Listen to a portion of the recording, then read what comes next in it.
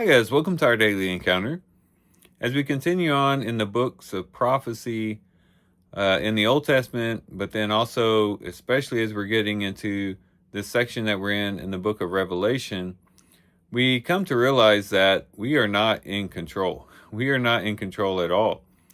Mankind might pretend that they're in control. We might act as though we're in control, live under the illusion that we're in control, but we're not in control. Um, the things that happen here on the earth are directed by heaven. We see that in the book of Revelation with the angels and all these angelic beings that are doing things on the earth under the direction of God. We find that we might think we're in control, but we're really not. And that's a very important lesson for us to learn, and it's a very humbling lesson to learn. To say that, we're not in control. And we could talk about this globally as we're seeing, perhaps viewing things from a global perspective in Revelation, but we could also look at it personally as well. Time and time again, we have to come to the realization that we're not in control. We don't control what goes on throughout the whole course of our lives, and we aren't really ultimately in control of what happens day to day.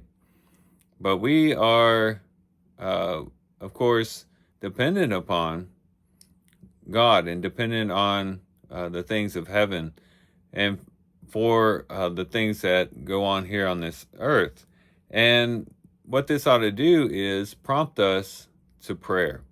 It should prompt us to prayer. When we realize this truth, it ought to lead us to pray, because we realize that we're not in control. So we need to go to the one who is in control and bring our request to him, to submit our request to him, to say, Lord, I know I'm not in control of my life, and I need you. I need you to supply me with my daily bread. I need you to help me through the struggles of this life.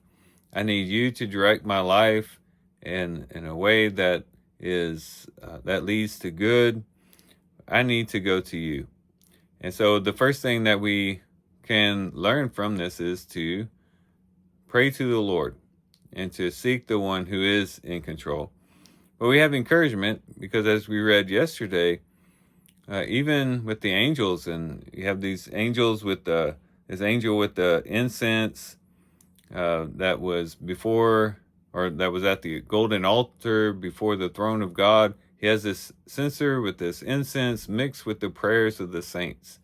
And we can be encouraged also to pray, because even though we're not in control, our prayers do make it up to heaven, that our prayers do matter, and that God does take our prayers seriously. It doesn't necessarily mean that he always acts in a way that we think he ought to, or in the way that we might specifically pray for, but it does mean that our prayers do enter into heaven, and that they are taken seriously by our God, and that he does act in a way that will be within the framework of his ultimate will, but will also be in a way in which he will be able to help us in whatever way that he sees fit. And so we can be encouraged to pray, one, because we're not in control, but two, because our prayers do matter, and that God does hear our prayers, and that he does take them very seriously. So let's be encouraged to pray as we continue through the books of prophecy, and then also as we continue in the book of Revelation. Let's be prompted to pray, because we're not in control, but at the same time, our prayers do matter. And we go to a God who does care for us. He loves us. He's demonstrated that through sending his son to die for us. And he will act in a way that's appropriate and that is good, and that will lead to the better end. So here's some things we can reflect on and think about as we do a reading today. With that, guys, I do thank you for watching the video today. Hope you guys have a great day. Love you guys. God bless.